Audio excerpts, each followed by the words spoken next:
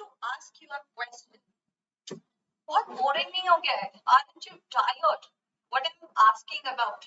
Like right from childhood अगर आप सोचो, बहुत लोगों ने इस बारे में सोचा तक नहीं होगा, but give it a pause और सोचो. Right from childhood आप बस एग्जाम की तैयारी कर रहे हो, एग्जाम दे रहे हो, प्रमोट होके आगे बढ़ रहे हो, है ना? आपकी उम्र अब 20-25 साल के बीच में आ चुकी है. You are doing the same with your life again and again.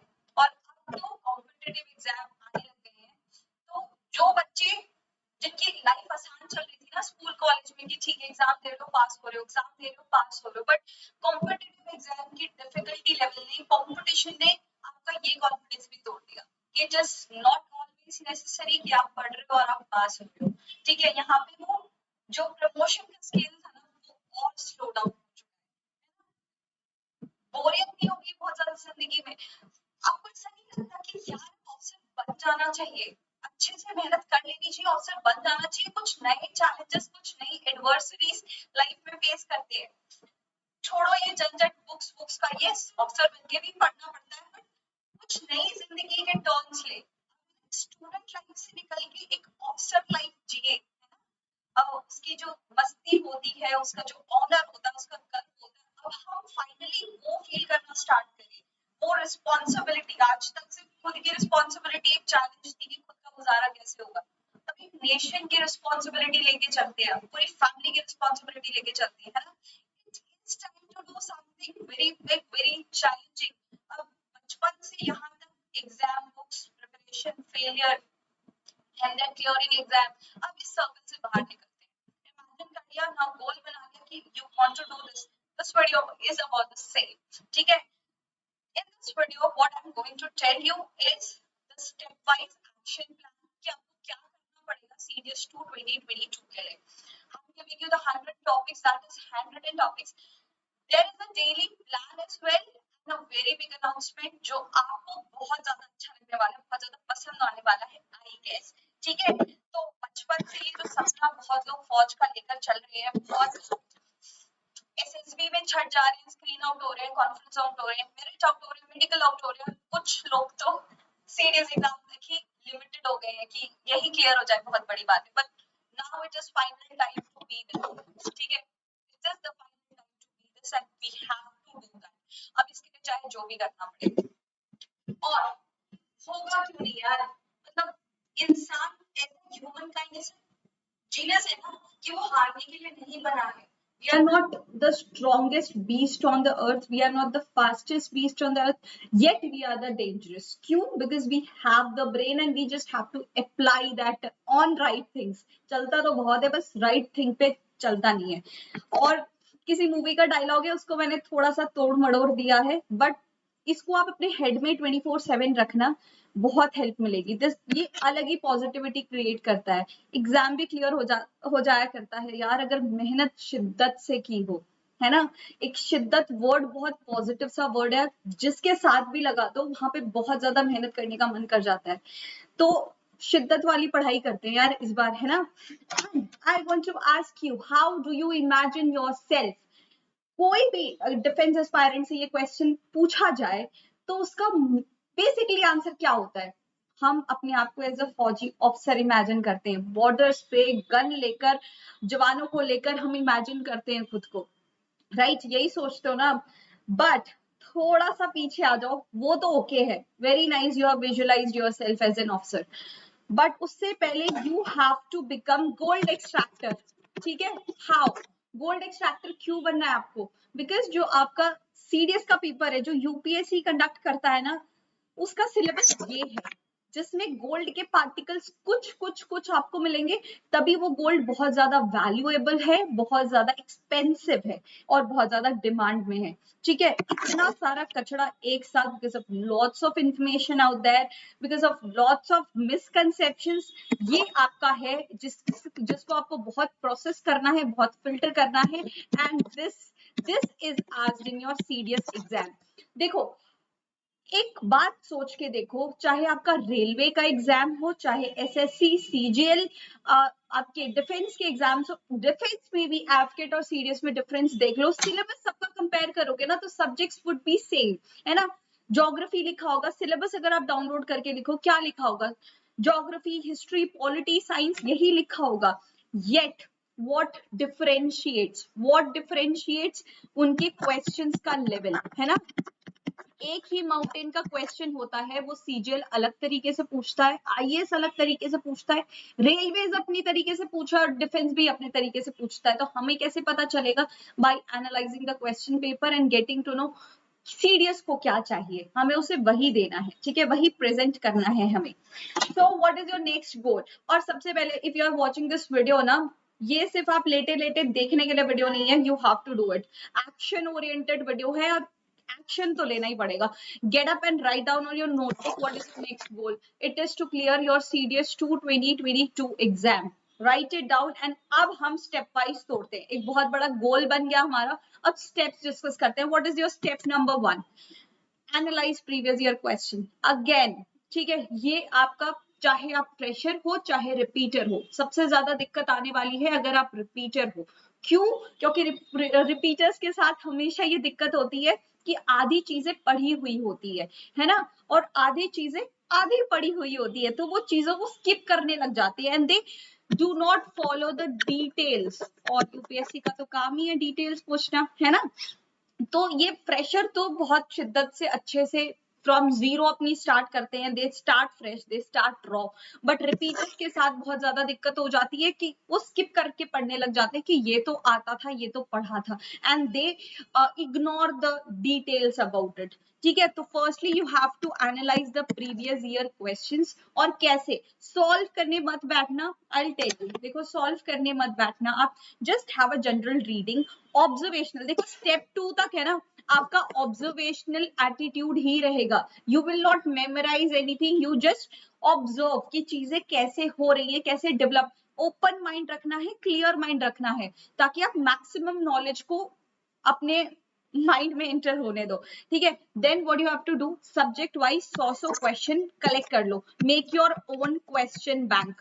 ठीक है, make your own question bank, ताकि आपके पास इंडिविजुअल सब्जेक्ट के क्वेश्चंस होंगे ना, तो आपको बहुत आसानी होगी जानने में कि ओके, अगर केमिस्ट्री के क्वेश्चंस आ रहे हैं वो इस ट्रेंड को इंक्लाइन कर रहे हैं, इस ट्रेंड को फॉलो कर रहे हैं, बायो के क्वेश्चन इस तरीके से आ रहे हैं। You should be having one question bank with you, ताकि आपकी नजर तुरंत से पड़ जाए उस पर।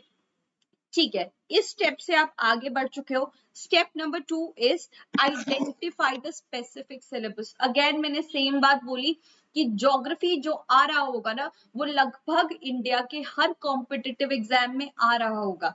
It's just the level of exam, the specific syllabus एक लहजा होता है हर एक एग्जाम में क्वेश्चन पूछने का, हर एक सब्जेक्ट से।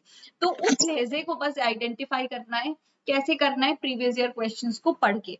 Then give a general reading without memorising anything. चाहे कोई भी सब्जेक्ट से, मैं आपको बताऊंगी कि आपका डेली प्लान, डेली डे, आपका डे किस तरीके से डिवाइडेड होना चाहिए, वो भी मैंने सारा प्लान लिख रखा है। But without memorising anything, just give a general reading. जैसे पॉलिटी स्टार्ट किया है, एक जब पहला रीडिंग दे रहे हो ना, इंक्लूडिंग रिपीटर्स, ठीक है, रिपीटर्स भी जीरो से स्टार्ट करेंगे। भले उनको आधी चीजें याद हो, आधी चीजें ना याद हो, बट स्टार्ट ऐसे करो एज इफ अभी तुम्हें कुछ नहीं आता। You are ready to receive everything which is coming to your brain related to serious exam. ठीक है, तो फर्स्ट रीडिंग में कोई आर्टिकल याद रखने की जरूरत नहीं है, कोई अमेंडमेंट याद रखने की जरूरत नहीं है, बस चीजों को समझो without memorising anything. Give a first reading. ठीक है, आई विल टेल यू कहां पर स्मार्ट वर्क जरूरी है और hard work is binding. I will not से कि आपको है ना ऐसे ही बैठे बैठे एग्जाम क्लियर हो जाने वाला है, दिस इज नॉट पॉसिबल। ठीक है, अगर कोई ऐसा कर रहा है, you are just being fooled. UPSC CDS का एग्जाम है, 2-3 लाख लोग अपियर करते हैं, hardly 5 to 6,000 candidates manage to clear this exam. Ratio proportion आप कैलकुलेट करते रह जाना। ठीक है, step 3, you have to give the second reading, क्योंकि पहली रीडिंग में बहुत सारे कंफ्यूजन होंगे, बहुत सारे डायलेमा होंगे. You have to give second reading, और सेकेंड रीडिंग के टाइम पे आपको क्या करना है, आपको नोट्स बनाने हैं. ठीक है, नोट्स बहुत ज्यादा इंपॉर्टेंट है, वही आपका ब्रह्मास्त्र होने वाला है, और नोट्स ही आपके एग्जाम क्लियर कराने वाला है. ठीक है, नोट्स कैसे होने चाहिए, notes should be very short, diagrammatic notes होने चाहिए. जैसे मैंने पिछली बार भी बताया था, like I make India like this. ठीक है, आई जितने जहां पर भी डायग्राम्स पॉसिबल है, make diagrams out of it. I make India like this, I make Pakistan like this, I make China like this, है ना. यहाँ पे नेपाल और भूटान ऐसे ऐसे करके आ जाते हैं, यहाँ पे श्रीलंका ऐसे करके आ जाता है. If I want to make heart का डायग्रामेटिक बनाना है तो स्क्वायर जैसा हार्ट बना देती हूँ. I don't make like this. ठीक है, स्क्वायर, ये आपके ऑरिकल्स वेंट्रिकल्स हो गए, यहाँ पे आपकी सारी आर्टरीज, वेन्स, आयोटा वगैरह सब अच्छे से डायग्रामेटिकली नीट एंड क्लीन वे में लिखती हूँ मैं, तो आसानी से चीजें मेमोराइज हो जाती हैं. और एक बार एक चीजों को आप लिख लेते हो ना, तो it is very easy for you, है ना. ऐसे फ्लो चार्ट बना के, डायग्राम बनाकर you can make your notes second reading में, not in the first reading, वरना चीजें आप भूल जाओगे. ओके, जहां पे डायग्राम्स हो रहे हैं, माइंड मैप्स हो पा रहे हैं, समरी टाइप. और खासकर हमारे जो नोट्स होते हैं ना, स्पेशली जो मैंने नोट्स बनाए थे, उसकी खास बात ये होती है जो कि वो मेरे अलावा किसी को समझ में नहीं आते. ठीक है, क्योंकि हम उसमें बस कीवर्ड्स लिखते हैं, क्योंकि हमें पता है हमने किस तरीके से पढ़ाई करी है ना. वी ओनली नो हमने कैसे किस तरीके से पढ़ाई करी है. तो इट इज नॉट इम्पोर्टेंट कि आप जो लिख रहे हो वो किसी और को समझ में आना चाहिए. आप फुल सेंटेंसेस लिखो. No, there is no need to write the full sentences. और जब जो अभी मैं बिग अनाउंसमेंट करने वाली हूँ ना, उसमें उस प्रोसेस में आपके साथ में अपने पर्सनल नोट्स भी शेयर करूंगी. ठीक है, you just have to mention the key words and not the full sentence. आपको पूरी किताबें नहीं भरनी है लिख लिख कर. You just have to make notes, ताकि आपको रिविजन के टाइम पे बहुत काम आए. Step number 4 will be attempt MCQs and check your performance. अच्छा, इतने साल इतने बच्चों को पढ़ाते पढ़ाते आई हैव सीन, इनफैक्ट मेरे साथ भी बहुत बार ऐसा हुआ है कि I have read all the theories. मैंने पूरी थ्योरी अलग अलग बुक्स से, अलग अलग सोर्सेस से पढ़ लिया.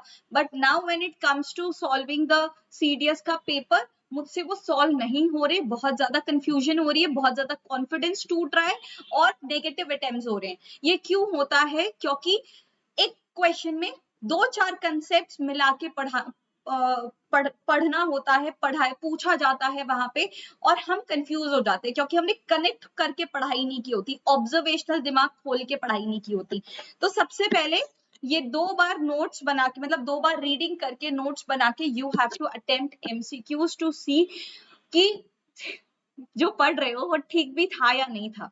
ठीक है, तो वो अटेम्प्ट करके आपको चेक करना पड़ेगा कि अब क्या इंप्रूवमेंट की जरूरत है. Revision is the key. Without revision जितना भी आपने पढ़ा, जो मेहनत करी, it is all fail. yes, it is total 0% fail, because without revision आपको बहुत confusion होगी, और confusion के साथ आप negative mark करके आओगे, और negative marking is equivalent to your destruction of career. सच में नेगेटिव मार्किंग ऐसी चीज है जो बहुत अंडररेटेड है, बट वही आपके करियर को खा जाता है. तो प्लीज रिविजन, रोज जो पढ़ा, daily revision, monthly revision, weekly revision, final revision करते करते ही पढ़ाई होनी चाहिए, अदरवाइज मत आगे बढ़ो. Then make your own core group of subjects. Like इसका मतलब क्या हुआ? मैंने सारा बेसिक सब कुछ पढ़ लिया है. ठीक है, बेसिक पढ़ लिया है, बट नाउ आई नो कि मुझे है ना पॉलिटी समझ में आ जाएगी, मुझे करंट अफेयर्स समझ में आ जाएंगे, मुझे साइंस समझ में आ जाएगा. ठीक है, इन तीनों का कोर ग्रुप, इसमें से 100% मुझे क्वेश्चन, मतलब मोर देन 95% क्वेश्चन तो सॉल्व करने ही है. और बचा अब हिस्ट्री को बस मैंने बेसिक लेवल पढ़ लिया है, उसको अगर मैं 30 to 40% भी अटेम्प्ट कर पा रही हूँ तो that is well and good, because it is not important. सबसे पहले तो मुझे यहाँ पे डोंट्स लिखने हैं. It is not important to attempt all 120 questions. अगर आप कर रहे हो तो आप बहुत बड़ी गलती कर रहे हो. ठीक है, आप इसमें से 60 क्वेश्चंस ही अटेम्प्ट करो, लेकिन सही करो. You will be among toppers in your CDS exam. ठीक है, 60 ही अटेम्प्ट करो, बट सही अटेम्प्ट करो. लोग इतने भी नहीं कर पाते हैं अटेम्प्ट, क्योंकि डिफिकल्ट होता है पेपर, सिलेबस बहुत ज्यादा वाइड है. तो focus on clearing exams, decisive बनो कि क्या पढ़ना है क्या छोड़ना है। वो है ना, लालच में मत आ जाना कि बहुत कम क्वेश्चन अटेम्प्ट किए हैं, थोड़े से और कर दूं। दूसरे सबके अब पेपर भरा भरा नजर आ रहा है, बबल किए हुए हैं, हमारा पेपर बहुत कम बबल किया हुआ है। Don't come into this trap, be very very decisive. इसमें अपना ऑफिसर वाला दिमाग लगाना कि it's okay, quality matters over quantity. ठीक है, तो मैंने जैसे अपना खुद का कोर ग्रुप बना दिया कि मैं पॉलिटी अच्छे से, उसके 95 से above question, percentage of question solve होने चाहिए, इन 3 से मैं अपना पेपर क्लियर कर लूंगी। बाकी के जो दो तीन क्वेश्चंस होंगे, ऑफ कोर्स मैंने बेसिक्स पढ़ा है इसलिए मैं इकोनॉमिक्स और हिस्ट्री से कर लूंगी, ज्योग्राफी से मैं कर लूंगी। बट ये कोर ग्रुप सिलेक्ट करने से पहले यू शुड नो कि ये नहीं होना चाहिए एनवायरमेंट और आर्ट एंड कल्चर को आपने अपने कोर ग्रुप में रख दिया, जिससे बहुत कम क्वेश्चंस आते हैं। ठीक है, दिस इज योर सीडीएस का पोस्टमार्टम। सीडीएस 1 2022 में कितने क्वेश्चंस आए थे, और ये लगभग कांस्टेंट रहते हैं, 2 क्वेश्चन कम ज्यादा हो सकते हैं बट नियरली रेशियो सेम रहता है। जैसे पॉलिटी से आपके 21 क्वेश्चंस आए थे, फेयर इनफ। तो मैंने पॉलिटी को, करंट अफेयर्स को, है ना, करंट अफेयर्स, पॉलिटी और साइंस, जिससे मोर देन 30 क्वेश्चंस हर बार पूछे जाते हैं, उसको कोर ग्रुप रखा तो उससे क्वेश्चन पूछे जाते हैं। ठीक है, और बाकी सब्जेक्ट से मैं अगर थोड़े थोड़े क्वेश्चन भी सॉल्व कर लूं तो आराम से मेरा ओटीए का कट ऑफ क्लियर हो सकता है। ठीक है, आराम से क्लियर हो सकता है, मेरा जीके का कट ऑफ क्लियर हो सकता है, बहुत I will score very good marks. तो आपको ये अंदाजा होना चाहिए। And talking about the most important thing, इसको भी, जो बिग अनाउंसमेंट थी ना, उसको भी मैं 50-50 इंस्टॉलमेंट्स में आपको बताने वाली हूँ। These are 100 topics for your CDS GK, जिसको मैंने पिन पॉइंट ऐसे करके रखा है। आप बोलोगे यहाँ पे 83 ही है क्योंकि एक और फोटो फिट नहीं हो पाई, बट ये हम रोज पढ़ेंगे। ठीक है, लेट इट बी सस्पेंस, कैसे रोज इसको टिक करते करते पढ़ेंगे कि आज ये टॉपिक हो गया, आज ये टॉपिक हो गया। लेट इट बी सस्पेंस, अभी एंड ऑफ द वीडियो के साथ आपको बताऊंगी। ठीक है, ओके। तो talking about the daily study routine now, how should be your daily study routine. देखो आपके पास है ना बहाने बहुत ज्यादा होंगे कि मैम मेरा तो कॉलेज चलता है, मेरी जॉब चलती है, इतना टाइम नहीं मिलता। देखो, दूसरे वर्क कमिटमेंट्स हर किसी के पास होंगे, फैमिली कमिटमेंट्स हर किसी के पास होंगे, असाइनमेंट्स कमिटमेंट भी सबके पास होंगे। ठीक है, ये एज ही है काम करने की, है ना। 20 to 25 ईयर्स में आप एलिजिबल होते हो एग्जाम देने के लिए। ऑब्वियसली आप इसमें स्टडीज और जॉब में इन्वॉल्व रहोगे, इस पे कोई नई बात, कोई न्यू बात नहीं है कि आप ये काम कर रहे हो, आपको उसके साथ ही मैनेज करना पड़ेगा। और अब अगर आप कर रहे हो तो that is very new normal. New normally ये बहुत ओल्ड नॉर्मल है। ठीक है, तो अपने आप को ऐसे बहुत बड़ा मत समझो, हर कोई करता है। ठीक है, for the OTA candidates you have only 2 paper, that is English and general knowledge. तो आपको जनरल नॉलेज में ज्यादा स्कोर करना, इंग्लिश में तो देखो कांस्टेंट है, उसमें लोग ज्यादा स्कोर कर लेते हैं, बट जीके में भी आपको ज्यादा स्कोर करना पड़ेगा because you don't have third paper. तो you can start your day with English, new words, idioms and grammar rules, और उसको कॉन्वर्सेशन में यूज करो। देखो दूसरे लोग, बाकी सारे लोग, मैक्सिमम कैंडिडेट्स ये गलती करते हैं कि सिनोनिम्स एंटोनिम्स एग्जाम के 15-20 दिन पहले एक साथ इतने रट लेते हैं, बट उसका कोई मतलब नहीं है। अपने ब्रेन को आप जितना लोड करोगे ना उतनी दिक्कत होगी। इससे बढ़िया है आप रोज 5 से 10 वर्ड्स याद किया करो, उसे कॉन्वर्सेशन में यूज किया करो, अपनी लैंग्वेज में उसको ऐड कर दो उन वर्ड्स को, तभी आपको वो स्टडी किया जा सकता है। Otherwise there is no meaning. ठीक है, उसके बाद आपका होता है एक साइंस सेशन। ठीक है, आपका एक साइंस सेशन होना चाहिए। Let me click on to the highlighter here. हाँ, आपका एक साइंस सेशन होना चाहिए। ठीक है, divide your day into science session and non science session. Science आपको कब पढ़ना है? जब आप एक मूड में हो to understand the concepts.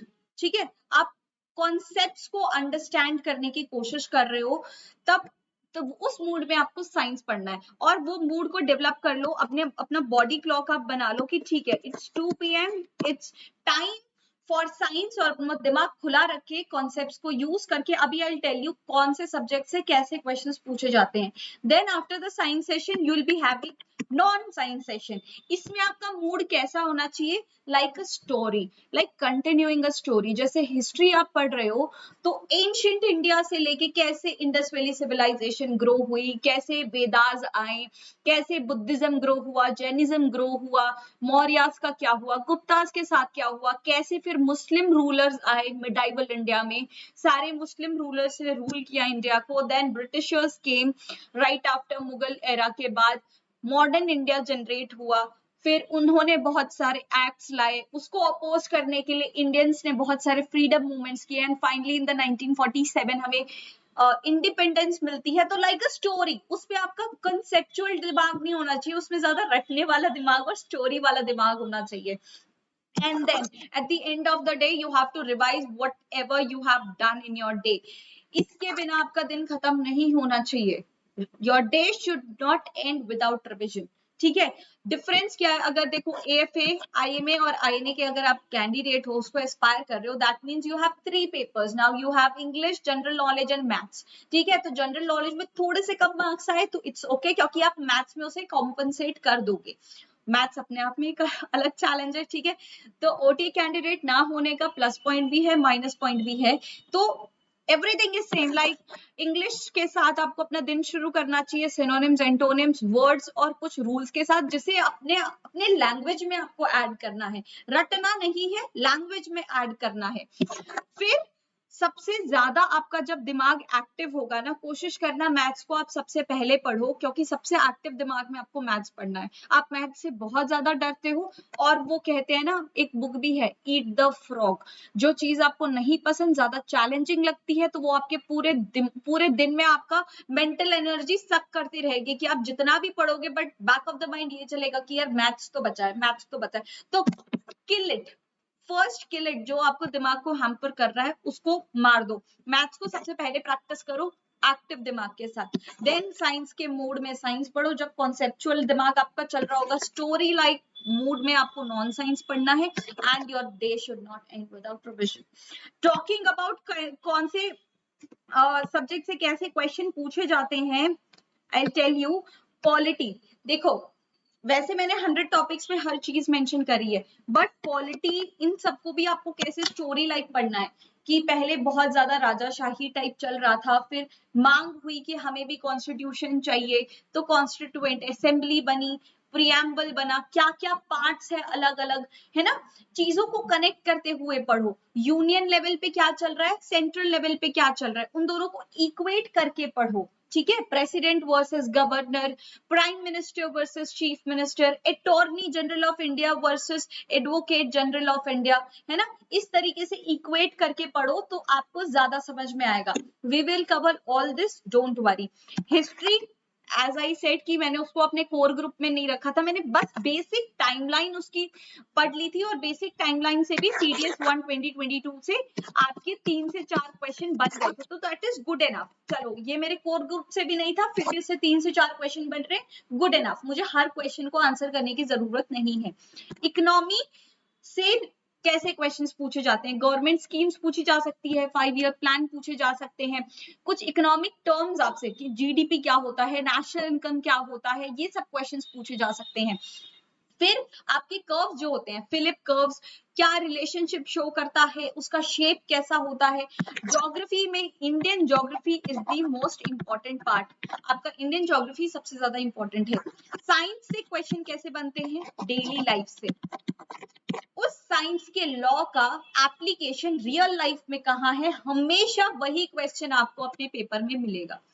Environment, you know, जैसे जो भी करंट अफेयर्स में होता है वो स्टैटिक में आपसे पूछा जाता है। Art and culture is also the same, and current affairs के तो topics, you know, sports, awards and honours, books and authors, national defence से रिलेटेड मिसलेनियस, ऐसे सब क्वेश्चंस आपसे पूछे जाते हैं। And the time for the big announcement is what if we do the 100-day parade. साथ में पढ़ाई करें CDS 2 2022 की, व्हाट से, you can comment it below कि what are your views about the same. ये लाइव ऑलरेडी लग चुका है, डिस्क्रिप्शन में उसका लिंक है, जाके लाइक कर सकते हो। ठीक है, विल, मुझे ऐसा रियलाइजेशन ऐसा हो रहा था ना कि लाइक मेरी छोटी बहन है, उसको मैं बहुत गाइड किया करती थी तो कि ऐसे पढ़ वैसे पढ़ वैसे पढ़, बट वो एक्चुअली एक्शन में नहीं आ पा रहा था, कहीं ना कहीं गड़बड़ हो रही थी। Then I took the charge, मैंने कहा नहीं ये तो गड़बड़ हो रहा है, नाउ आई सी कि कैसे पढ़ाई नहीं होती, मैं रोज पढ़ाऊंगी and she support very well then. तो मुझे भी ऐसा लग रहा था कि या अब 2-3 साल तक आई गाइडेड यू थ्रू आउट कि आपको ऐसे पढ़ना चाहिए वैसे पढ़ना चाहिए, but I can not risk your career कि आपने नहीं पढ़ा तो। मैंने होमवर्क में आपको बहुत सारी चीज दे दी थी, बट व्हाट इफ आपने नहीं पढ़ा तो, you are risking your career right. तो चलो साथ में तैयारी करते हैं सीडीएस की, रोज लाइव पढ़ते हैं, इंग्लिश की प्रैक्टिस करेंगे, डेली करंट अफेयर्स देखेंगे, और जो 100 टॉपिक्स मैंने आपको दिए ना, द मोस्ट इंपॉर्टेंट टॉपिक्स, उससे बाहर क्वेश्चंस 5 to 10% ही आते हैं, मतलब 90% वो 100 टॉपिक्स में से ही आते हैं। रोज उस टॉपिक को पढ़ेंगे और टिक लगाएंगे। रोज मैं आपके प्रेजेंटेशन में ये स्क्रीनशॉट लेके आऊंगी एंड विल टिक रोज का रोज, but you have to make sure you have to be consistent. अभी बस है ना, फालतू मोटिवेट होकर फिर उस मोटिवेशन को कट डाउन करके कंसिस्टेंसी को किल करना कोई बात नहीं होती, ठीक है। कंसिस्टेंसी को किल करना कोई बात नहीं होती। लेट मी राइट, ठीक है, वरना आप बोलोगे कि मैम स्पेलिंग नहीं आती, ठीक है।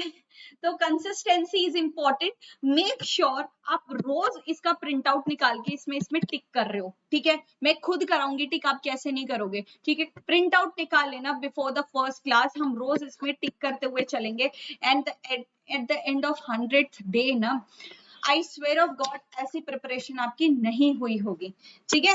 आई स्वेयर ऑफ गॉड ऐसी प्रिपरेशन आपकी नहीं हुई होगी। For the dedicated preparation you can also join the course on defence mania app, जहाँ पे प्री रिकॉर्डेड सेशन सारे हैं इन डिटेल वाले, जो आप अच्छे से देख सकते हो। जूम क्लासेस आपकी बहुत जल्दी अनाउंस होने वाली है, you will be having the mock test as well. बाकी if one thing is not taking you closer to your goal na, it is by default taking you away from your goal।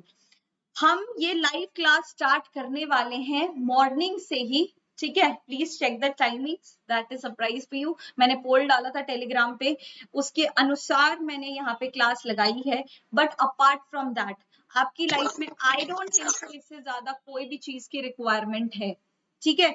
बहुत कम दिन बाकी रह गए, बहुत कम महीने, 3-4 महीने, जितने भी महीने बाकी रह गए हैं, डेडिकेटेड तैयारी शुरू कर दो यार।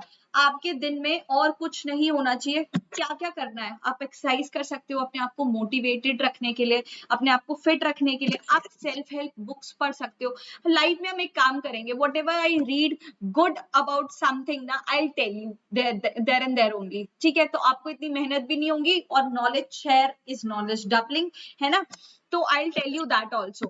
You can be updated with the recent happenings. आप positive talks कर सकते हो। Goal determine friend circle आपका होना चाहिए। देखो अगर आपका friend circle ऐसा है जो सिर्फ गिड़िया मार रहा है, उनका कोई goal नहीं है, उनके पास कोई targets नहीं है, तो आप अपने आप को बहुत बुरी जगह पे land up करने वाले हो।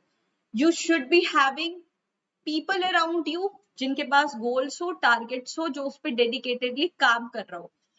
रिविजन आपको उससे ही फुर्सत नहीं मिलेगी। आप अपने स्किल्स में इंप्रूवमेंट कर सकते हो, आप अपने कम्युनिकेशन में इंप्रूव कर सकते हो। दिस इज ऑल यार। अब पूरे दिन में यही होना चाहिए, बाकी सारी चीजें छोड़ दो। एज आई सेड कि अगर वो चीज आपको गोल के पास नहीं लेके जा रही है डायरेक्टली और इनडायरेक्टली, तो वो आपको डायरेक्टली गोल से दूर लेके जा रही है। इसके अलावा तो कुछ होना ही नहीं चाहिए यार जिंदगी में, है ना। तो या this was my strategy, this was my big announcement that I am taking your life every day consisting of 100 day parade. आपका ये 100 डे परेड है, एक साथ पढ़ाई करते हैं, ठीक है। मैं सिर्फ एक कमेंट आया था कि सिर्फ बोलना आसान होता है, करना मुश्किल होता है। ठीक है, करके भी देख लेते हैं इस बार, है ना। सिर्फ बोला, सिर्फ गाइड नहीं किया जाएगा कि ये करो और मत करो। इस बार तो जबरदस्ती होगी भाई कि ये पढ़ना है आपको, ठीक है। तो लाइव डिस्क्रिप्शन में लग चुका होगा, please check that out. You can also like that session, ताकि बहुत लोगों तक वो पहुंच सके। So this is all for this session. Please give me your comments. How can I improve? What more you want, and what do you think about this particular idea in the comment section? I'll see you guys in the next series. Till then, goodbye and Jai Hind.